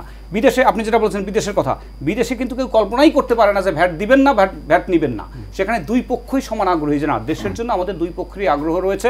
তবে আমি ইংল্যান্ডের একটা অভিজ্ঞতা বলতে চাই, সেখানে আমি একটা ট্রলি কিনতে গিয়েছিলাম আরও বছর 5 আগে, তখন তিনি বলেছিলেন যে আপনি যদি ক্যাশে নেন তাহলে 20 পাউন্ড, আর যদি আপনি কার্ডে কিনেন তাহলে 25 পাউন্ড। আমি লন্ডন শহরের কথা বলেছি, সেখানে কিন্তু সে জানে যদি ক্যাশে কিনে তাহলে তার ভ্যাট ট্যাক্স কিছুই দিতে হয় না, ওটা ইনফর্মাল ইকোনমির মধ্যে ঢুকে যায়। সুতরাং আমাদের দেশকে খাটো করা যাবে না, এই জিনিস কিন্তু অন্যান্য অনেক দেশেও, উন্নত দেশেও আছে। কিন্তু আমরা চাই, কেউ অধম হইলেও আমরা উত্তম হইব না কেন, আমরা চাই যেটা আমাদের ভাই বললেন, এনবিআর সদা জাগ্রত, আমাদের বর্তমান চেয়ারম্যান মহোদয় এবং আমাদের উপদেষ্টা মহোদয় স্পষ্ট বলেছেন যে আমরা আইবাসের টাকা চাই, অর্থাৎ ইনফর্মাল মানি আমরা দেখব না, আমরা আমাদের সিস্টেমে যে টাকাটা ঢুকেছে ওইটাই প্রকৃত মানি, আমরা ইনফ্লেটেড কোনো ফিগার দেখাতেও রাজি না, আমরা কোনো স্বপ্নের মধ্যেও থাকতে রাজি না, আমাদের স্বপ্ন সেটাই যেটা বাস্তবায়নযোগ্য। ধন্যবাদ জনাব চিশতি, আপনি একবারে ব্যবসায়ী হিসেবে বলবেন, এখনও অনেক ব্যবসায়ী ভীত, যারা ভ্যাট দেন এই ভীতি কাজ করে, এবং ব্যবসা করতে গিয়ে তাদের এই ভ্যাটের জায়গাটা আতঙ্ক এখনও আছে, যে তারা আতঙ্কিত যে আসলে এই ভ্যাট দেওয়া লাগে দিন শেষে। এই ভয় কাটানোর জন্য আসলে একজন মানুষকে তো আসলে যে জন্মিলে মরিতে হইবে, তো সেই জায়গায় এত কিছু দেখার পরও যখন ঘুরে দাঁড়ানো বাংলাদেশকে আমরা স্বপ্নের বাংলাদেশ বিনির্মাণের চেষ্টায় সবাই একসাথে কাজ করছি, তখন এই আতঙ্ক কাটানোর জন্য আসলে আপনাদের আর কি করা উচিত? হ্যাঁ, আসলে আপনার দেশটা যে আজকে এই অবস্থায় এসছে, এখানে কিন্তু ব্যবসায়ীদের অবদান মানে খাটো করে দেখা অনেক বড়, অনেক বড়, মানতে হবে। তো যে মুদ্রাদাগে যে সবসময় বলা হয়ে থাকে যে আপনার ব্যবসায়ীরা ভ্যাট ফাঁকি দেয় বা ইচ্ছাকৃতভাবে এটা করে, আসলে দেখেন আপনি কতগুলো কাজ করে, আপনার সেগমেন্ট কাজ করে এখানে। প্রথম হচ্ছিল গিয়ে যেটা বললাম আমি প্রথমে, আপনি মাঝখান থেকে কথা বলে ফেললাম একটা কথা, যে আমাদের প্রফিট হোক না হোক, আমাদের যে প্রোডাক্টটা আমরা আনছি সেই প্রোডাক্টটা আপনার যদি অনেক সময় অনেক ধরনের থ্রেড চলে আসে, তো আপনি এই যে আপনি কিছুদিন পূর্বে যে সকল আপনার এই যে ছাত্র জনতা যে আন্দোলন, সেই আন্দোলনে কতগুলো মাস আমরা কাটিয়েছি, আপনার সড়ক অবরোধ নানা কারণে আপনাদের এরপরেও আপনার কোভিড আসলো। দেখেন এখানে কিন্তু ভ্যাটের যে রেশিও, গত বছরে আমি আপনার একটা ডাটা দিলাম, যেটা হলো গিয়ে 1,25,000 কোটি টাকা আপনি কিন্তু আপনার টার্গেট যেটা ছিল হলে 1,28,000 কোটি টাকা, এর মধ্যে 24,400 কোটি টাকা কিন্তু উত্তোলন হয়েছে। তো আপনি চিন্তা করে দেখেন, আমাদের ব্যবসা হোক না হোক, আমরা কিন্তু টাকাগুলো দিচ্ছি। আমি জানি অনেক ছোট ব্যবসায়ী, মাঝারি ব্যবসায়ী, তারা কিন্তু আপনার এখন ব্যবসা ছেড়ে চাকরিতে চলে আসছে, কারণ তাদের সেই ক্যাপাবিলিটি আর নাই। আপনার দিন শেষে যখন আপনি যেটা বললো যে ভুক্তা ভ্যাট দেয়, ব্যাগ দিবে, ভ্যাট দিয়ে ভুক্তা কখন দিবে, যখন আপনি সে ক্রয় করবে। কিন্তু আমার প্রোডাক্টটা তো আপনি সে আগে অ্যাসেসমেন্ট করে আগে টাকা নিয়ে নিচ্ছে, ভ্যাট যারা তা নিয়ে নিচ্ছে, আমরা দিচ্ছি। এখান থেকে মনে হয় এইটাই আপনি ভীতি, আপনি যে বললেন ভীতি কি। আবার এখন একটা আইন আসছে যে আপনি যদি আপনি কোনো কারণে আপনি একটা রিটার্ন আপনার সাবমিশন হয়তো আপনি ভুল করে ফেলছেন, হয়তো আপনি রেগুলারলি দিয়ে আসতেছেন প্রতি মাসে যে রিটার্ন সাবমিশন করতে 15 তারিখের মধ্যে, আপনি হয়তো একটা মাস কোনো কারণে আপনার মিস হয়েছে, আপনি সেখানে যদি আপনার দিতে যান, তাহলে কি করতে হবে, আপনি যেটা আপনি সমন্বয় করবেন সেই সমন্বয় কিন্তু করতে পারবেন না। আপনি এটিটা যেটা আমরা দিয়ে আসতেছি হলো কি আপনার পোর্টে, সেই এটি কিন্তু তখন সমন্বয় করতে পারবেন না, বিকজ অফ আমি এটা মিসিং করেছিলাম এর জন্য। তো সেটা যদি অন্তত অ্যাসেসমেন্ট করে দেখে যে এই লোকটা বা এই ব্যবসায়ীটা দীর্ঘদিন দিয়ে আসছে, সে 12টা মাস সে দিয়ে আসছে, হয়তো একটা মাস কোনো কারণে মিসিং হচ্ছে, কিন্তু তাকে কিন্তু একই দণ্ড দেওয়া হচ্ছে। তো এইগুলো কিন্তু আপনি অনেক কিছু সংস্কারের বিষয়ে মানে দাবি রাখে, বিকজ অফ শাস্তির জন্য। মানে এখানে লঘু পাপ বা গুরু পাপের কোনো জায়গা নেই, কোনো মিস করলে তাহলে আপনার এই পেনাল্টি চলে আসবে। তো আপনার ওই যে ভীতি তো আছেই, সেই সাথে আরেকটা বড় বিষয় হচ্ছে গিয়ে আপনার আমাদের যে সেক্টরটা, আমি যে সেক্টরে রিপ্রেজেন্ট করি, আপনার ফায়ার সেফটি সিকিউরিটি, এই সেক্টরটাই আমি রিপ্রেজেন্ট করি। এখানে দেখেন আপনি ফায়ার সেফটির জন্য যে সকল প্রোডাক্টগুলো রয়েছে, এই একই প্রোডাক্ট আপনি যদি একটা ইন্ডাস্ট্রিয়ালিস্ট বা একটা গার্মেন্টস ওরিয়েন্টেড যে ম্যানুফ্যাকচারার, সে যদি নিয়ে আসে, তার বেলা ভ্যাট নাই। আর আমি যদি নিয়ে আসি, আমি যদি ইনস্টলেশন করতে যাই আরেক জায়গায়, আমার এটার ভ্যাট আছে। এই যে আপনার বৈষম্যটা এখানে বিরাজমান।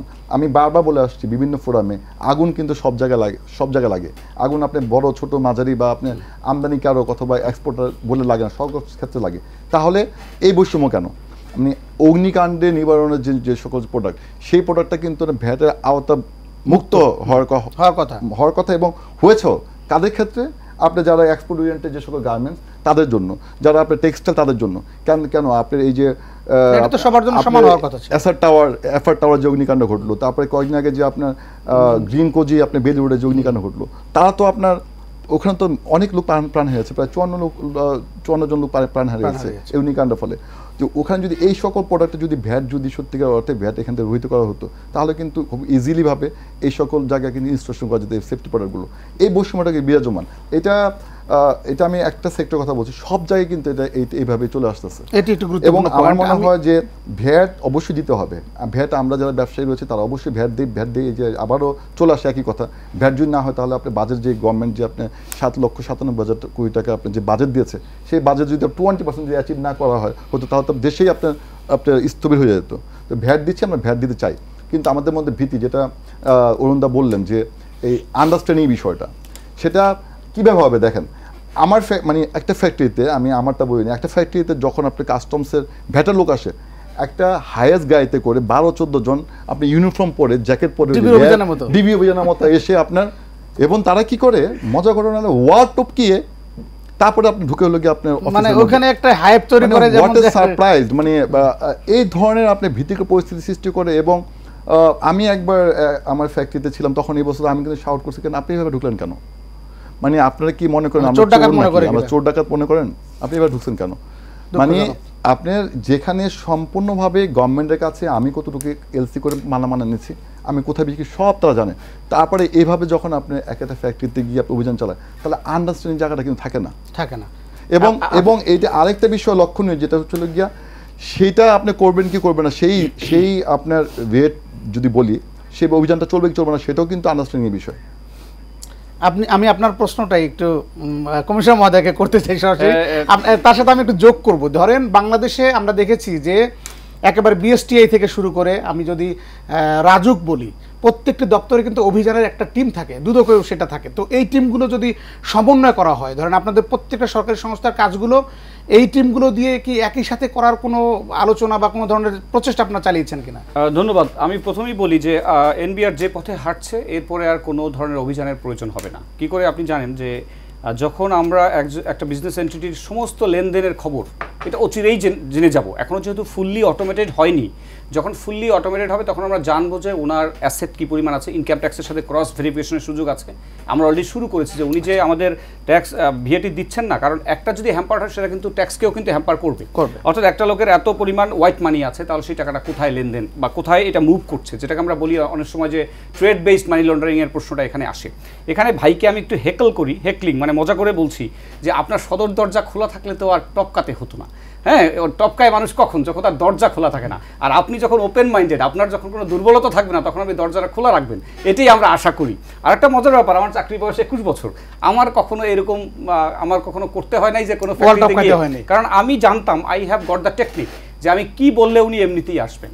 আমি নর্মালি যেটা বলতাম, চায়ের দাওয়াত দিতাম, অনেক কিছু বোঝাতাম বিভিন্নভাবে, উনি নিজেই ওনার জিনিসপত্র নিয়ে হাজির হয়ে যেতেন। হতে পারে সমস্ত অফিসারের টেকনিক একরকম না। আর আমি এইটা কখনো বিশ্বাস করি না যে আমাদের কাউকে ভীত সন্ত্রস্ত করে, এটা এই সভ্য সমাজে আসলে চলে না। আমরা চাই না যে এরকম চলুক আমাদের। কিন্তু এখানে একটা বিষয় আছে, কোনো সময় হয়তো বাধ্য হতে হয়। ধরেন তাকে কোনো কারণে, এটা কিন্তু নিয়ম আছে যে যখন ভ্যাট অথরিটি তাকে কোনো যৌক্তিক কাগজ যখন বা কোনো কিছু যখন জমা দিতে বলবেন, সেটা কিন্তু দিতে হয়। এরকম অভিজ্ঞতা আমার হয়েছে যে তারা বারবার বলা সত্ত্বেও অডিট চলছে, অডিটের প্রয়োজনীয় কাগজপত্র উনি জমা দিচ্ছেন না। ওদিকে উপর থেকে এনবিআর থেকে প্রেশার আছে, why don't you close this audit by this stipulated time. তখন কিন্তু আমার অফিসাররা পড়ে যায় বিপদে। তখন তারা কিন্তু যে কোনো ভাবে হোক ওই তথ্য উদ্ধার করার জন্য তখন আপনার কাছে যাবো। তবে তার আগে একটা বিরতিতে যেতে চাই, একেবারে বিরতির পরে আবার আমরা এই বিষয়ে আলোচনা করব। তবে তার আগে একটু বলে যাই যে আসলে যে ছাগল কাণ্ড থেকে আসলে মূলত এই গণমাধ্যমের যে ইয়া শুরু হয়েছিল, আসলে এই একেবারে স্বাধীনভাবে কথা বলা বা কাজ করার যে একটি প্রচেষ্টা, সেটির মধ্য দিয়ে কিন্তু স্বাধীনতা এসছে। এখন আসলে এনবিআর অনেক কিছু করার আছে, সেই জায়গায় আমরা যাবো। হ্যাঁ, ভ্যাটের যদি আমরা যে আমাদের ভ্যাট অবশ্যই যেমন 30 লাখের বেশি বা 50 লাখের বেশি, তাদের ক্ষেত্রে কি ভ্যাট আরোপ হবে? বা একজন ব্যবসায়ী যে 10 কোটি টাকার বেশি ব্যবসা করেন, তার ক্ষেত্রে কি ধরনের ভ্যাট আরোপ হবে? এরকম কোনো সুযোগ সুবিধার আওতায়?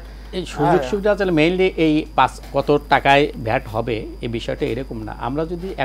আমরা যদি দেখি ভ্যাটটা আদায় হয় শহর কেন্দ্রিক, রাজধানী কেন্দ্রিক। আমরা যদি এই শহর কেন্দ্রিক, রাজধানী কেন্দ্রিক থেকে আমরা যদি বৃদ্ধি করতে পারি, আমরা যদি থানা লেভেলেও যদি নিয়ে যেতে পারি, আমরা যদি দেখি বাংলাদেশের কনটেক্সটে আমাদের থানা লেভেলেও কিন্তু অনেক এখন ব্যবসায়িক প্রতিষ্ঠান হয়ে গেছে এবং ভালো ভালো বিজনেস করেন, এবং দেখবেন যে অনেক ইউনিয়ন পর্যায়েও কিন্তু ভালো ভালো ইউনিয়ন আছে। আমরা যদি এই ভ্যাটের জায়গাটা, কালেকশানের জায়গাটা যদি আমরা শহর কেন্দ্রিক, রাজধানী কেন্দ্রিক থেকে আমরা যদি এই থানা কেন্দ্রিক যদি করতে পারি, তাহলে আমাদের কিন্তু এই যে ভ্যাটের যেটা আওতা আমরা বলছি, অর্থাৎ কালেকশানটা আমাদের বৃদ্ধি পাবে। অ্যাকচুয়ালি আমরা এই শহর কেন্দ্রিক হওয়াতে শুধু কিছু কিছু এই নির্দিষ্ট ব্যবসায়িকদের উপরে চাপটা বৃদ্ধি পাচ্ছে, কিন্তু আমরা যদি এইটা যদি ওই গ্রাম পর্যায়ে যদি নিয়ে যেতে পারি, শহর ওই থানা পর্যায়ে, তাহলে কিন্তু আমাদের এই ভ্যাটটা আদায়টা বেশি হতো। এখন প্রবলেম হলো যে আমাদের এনবিআরের যে জনবল, সেইটা ওই থানা লেভেলে বা ইউনিয়ন পর্যায়ে যাওয়ার মতো নাই। এটাকে এখন আমাদের সিস্টেম যেটা এই যে অটোমেটেড করছে, আমরা যদি এই অটোমেটেশনে যদি যেতে পারে এনবিআর, তাহলে কিন্তু এই জিনিসটা অল্প জনবলে এটা ওই থানা লেভেলে যাওয়া সম্ভব, এবং সেই ক্ষেত্রে কিন্তু অবশ্যই ভ্যাট আহরণ বৃদ্ধি পাবে। এটি শুধু একটি কারণ কি, বাংলাদেশের আমাদের হলো ভ্যাটটা এমনই একটা সিস্টেম, সেটা হলো এই 18 কোটি মানুষই কিন্তু সে যেহেতু কেনাকাটি করে, প্রত্যেকটি কোনো না কোনোভাবে সে ভ্যাট দিচ্ছে। আমাদের যে এক্সামশনের যে জায়গাটা আছে নট খুব বিগ, পরিসরটা কিন্তু কম, অর্থাৎ ভ্যাটেবল প্রোডাক্টই হলো বেশি। তাহলে আমরা যদি এই 18 কোটি মানুষের কাছে যেতে পারি, তাহলে কিন্তু অল্প অল্প করে দিলেও ওই যে সেই কথা সর্ষে কুড়াতে কুড়াতে বেল হয়ে যাবে, তাহলে কিন্তু আমাদের ওই কিছু গুটি করে মানুষের উপরে চাপটা আসবে না। এই হলো একটা জিনিস আমরা যদি বৃদ্ধি করতে পারি। আরেকটা হলো আমাদের যে আইনটা আছে, এই আইনটিকে আসলে ব্যবসা বান্ধব, যেটা সবাই বলে থাকি, ব্যবসা বান্ধব করতে হবে। যে ভীতির জায়গাটা আসছে ব্যবসায়িকদের, সেই ভীতিটা দূর করতে হবে। সেই ভীতিটা দূর করতে হলে বিভিন্ন সেমিনার আয়োজন করতে হবে এবং এই যে ফ্রেন্ডলি, যে বিজনেস ফ্রেন্ডলি এই আচরণটা অবশ্যই করতে হবে। তাহলে কিন্তু এই ভীতিটা যখন চলে যাবে, তখন আমাদের ভ্যাটের যে নিবন্ধন সংখ্যা আপনি যদি দেখেন যে আকারে আছে আমাদের, সেই আকারে কিন্তু আমাদের ভ্যাট রেজিস্ট্রেশনও নাই। যদি ভ্যাট যদি নিবন্ধন যদি বৃদ্ধি পায়, তাহলে কি ভ্যাটটা আদায় বেশি হবে। সে যদি অল্প টাকা দেয়, যদি 1,000 টাকা, 2,000 টাকা, 5,000 টাকা, 10,000 টাকা করে যদি দেয়, তাহলে যত নিবন্ধন সংখ্যা বেশি হবে তত ভ্যাট আদায়টা বেশি হবে। সরকারের উচিত, এনবিআরের পদক্ষেপ হওয়া উচিত যে এই রাজধানী কেন্দ্রিক, শহর কেন্দ্রিক থেকে কীভাবে আমরা থানা পর্যায়ে ভালো ভালো ইউনিয়ন পর্যায়ে যেতে পারি। এবং আরেকটা হলো যে এই অ্যাওয়ারনেসটা, অ্যাওয়ারনেস বৃদ্ধি প্রসঙ্গ যখন আসছে, তখন আমি একটু কমিশন মহোদয়ের কাছে জানতে চাইবো, যেহেতু ভ্যাট সপ্তাহ আপনাদের শেষ হয়েছে, আজকে মনে হয় শেষ, তো এখান থেকে আপনাদের আসলে আউটকামগুলো কি কি আসছে যদি একটু এবারে সবার জন্য বলতেন। এবারে খুব একটা ভালো কাজ হয়েছে। আমি দেখেছি যে আমরা বেশ কিছু টিভিসি, হ্যাঁ, টেলিভিশন কমার্শিয়ালস কিন্তু আমরা তৈরি করেছি। সেখানে বিভিন্ন খাতোয়ারি, একজনে গোল্ড কিনছেন সেটা দেখাচ্ছে, যে সেখানে ভদ্রমহিলা বলছে যে, ভদ্রলোক বলছে যে না ভ্যাট বাদ, হ্যাঁ ভ্যাট বাদ দিলে ওই টাকায় আর একটা কানের দুল হয়ে যাবে। এবং এগুলো কিন্তু সবার চোখে পড়েছে, আমার পড়েছে, হ্যাঁ আপনার পড়েছে। এবং সেখানে বিভিন্ন সেক্টরের কথা বলা হয়েছে। এক জায়গায় হয়তো আপনি জানেন টিডিএস, হ্যাঁ, যেটা আপনার ওই যে উচ্ছে হ্যাঁ, সেখানে একজন বলছে 5 কোটি দেওয়ার জন্য, বলছে না, পরে সে বলছে না এটা আপনাকে মানায় না। এই কথাটা কিন্তু আমাদের কাছে খুব ভালো লেগেছে, মানায় না, অর্থাৎ আমাদের মাইন্ডসেটের একটা পরিবর্তন। এবং এটা আমি তো বললাম যে সেই ছোট সময় আমরা ক্লাস 7 একটা গল্প পড়েছিলাম যে honesty is the best policy. সেখানে বলা ছিল যে দারোয়ানকে আপনি রেখেছেন ওই বাগানটা পাহারা দিতে, সেই দারোয়ান যদি তার দায়িত্ব পালন না করে, সে যদি বেগুন চুরি করে, তাহলে কিন্তু বেগুনের ক্ষেত আর ঠিক থাকবে না।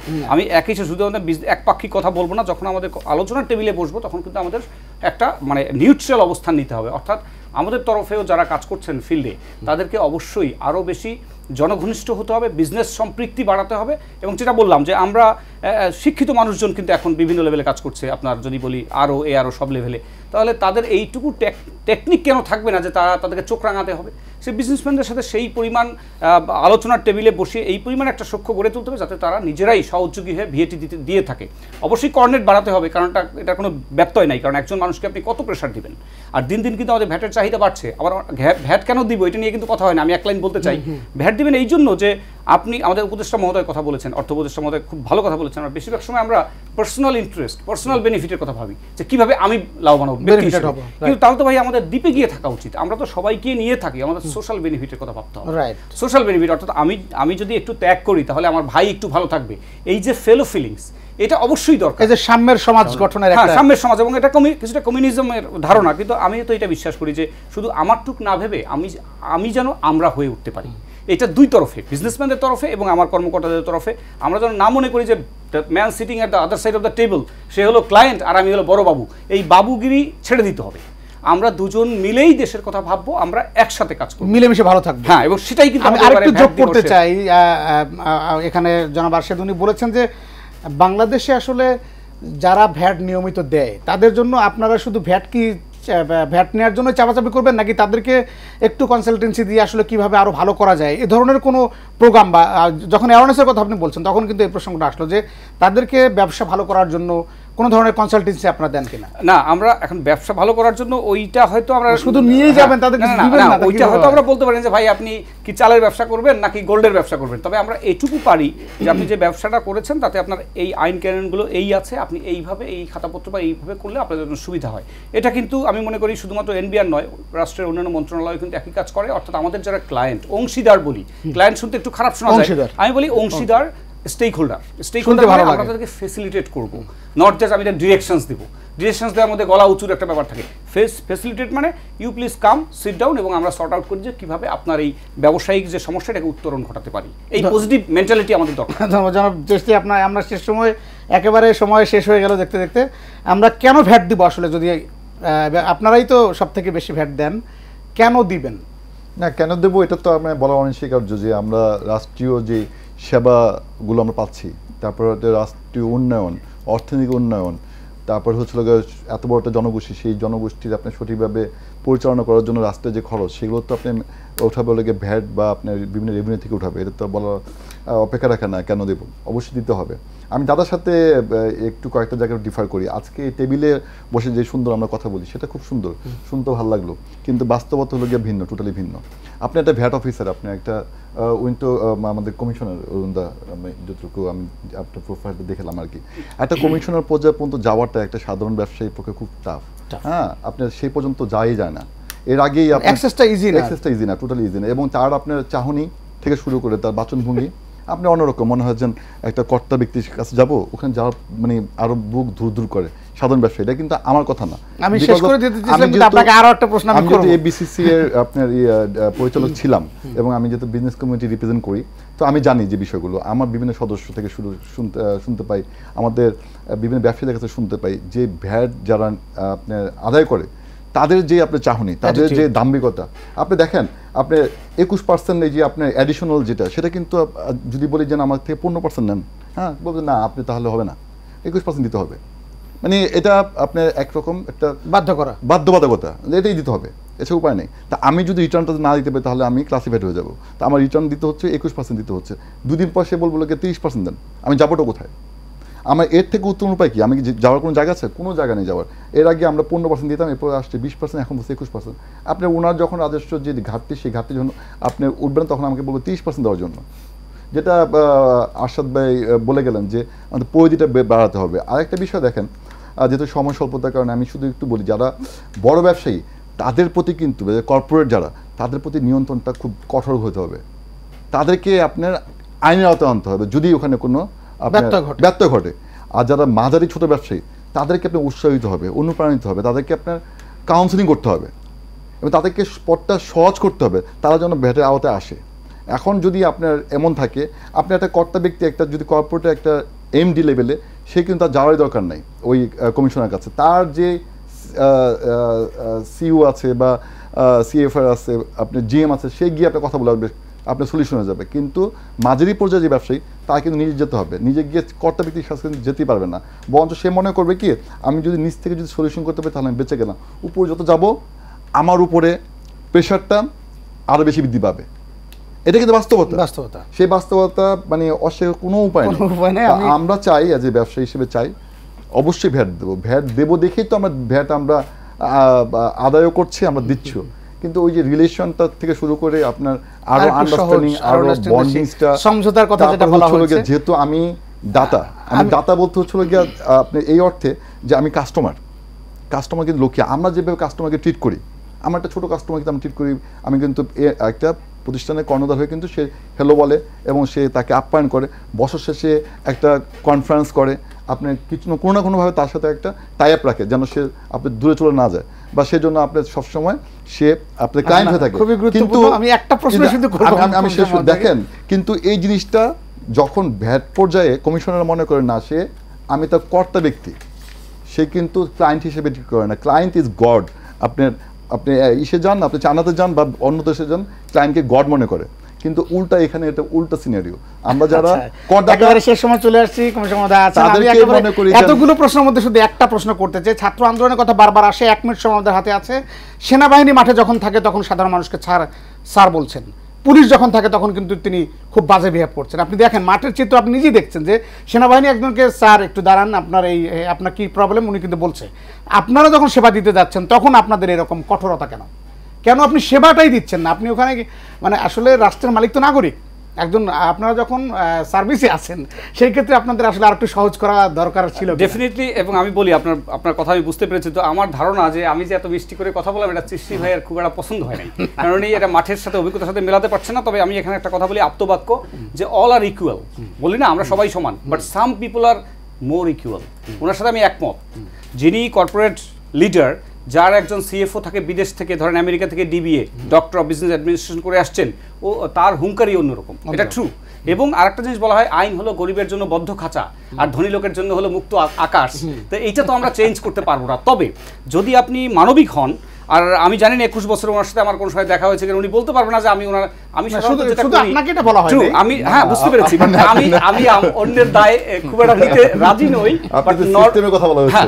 হ্যাঁ ঠিক, সিস্টেমে প্রবলেম আছে, সিস্টেমে প্রবলেম আছে, কারণ আমরা জানি বিভিন্ন মানুষ যত মত তত পথ, যত মানুষ মেন্টালিটি ভিন্ন। তবে আমি আপনার সাথে একমত যে স্যার শুনলে যদি আমার ক্লায়েন্ট খুশি হয়, আমি আপনাকে বললাম যে আমি একজনকে স্যার বলতে কোনো আপত্তি করবো না, কারণ আমি বিদেশে লেখাপড়া করেছি, সেখানে আমি দেখে আসছি স্যার হলো it's nothing but address, salutation address.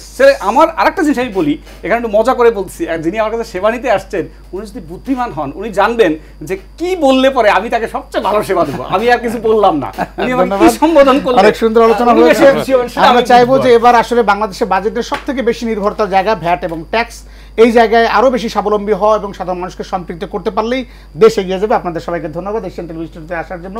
প্রিয় দর্শক, আপনারা যারা দেখুন আমাদের সাথে ছিলেন সবাইকে ধন্যবাদ, এবং আগামীকাল একই সময়ে এশিয়ান টেলিভিশনের পর্দায় টেবিল টক দেখার আমন্ত্রণ জানাচ্ছি। আল্লাহ হাফেজ।